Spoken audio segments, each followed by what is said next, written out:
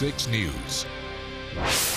Our big story on Fox 6 News at 5. Republican vice presidential candidate Paul Ryan campaigns in Waukesha and zeroes in on what he sees as the greatest threat to our country, mounting debt. Yeah, the national debt is now more than $16 trillion. Republicans blame the president.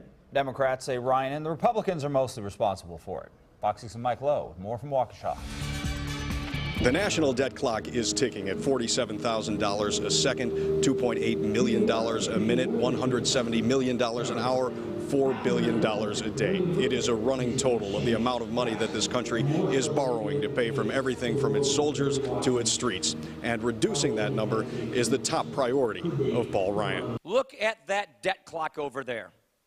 Look at how fast those numbers are running. Republican vice presidential candidate Paul Ryan blames President Barack Obama for the nation's $16 trillion debt during a town hall meeting at Carroll University in Waukesha. The president came into office saying he would cut the deficit in half in his first term.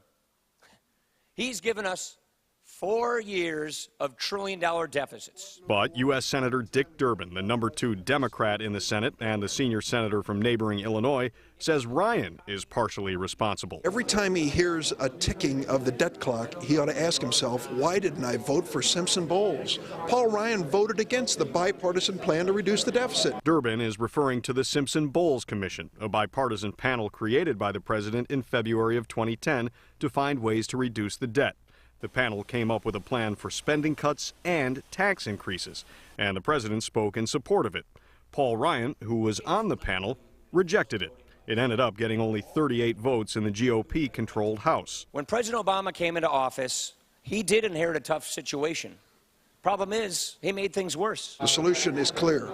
We are facing this cliff December 31st. We've got to come up with an approach that keeps the economy growing, more jobs coming into the economy, and deals honestly with the deficit by putting everything on the table. Not just spending cuts, but revenue as well. And here's one more number.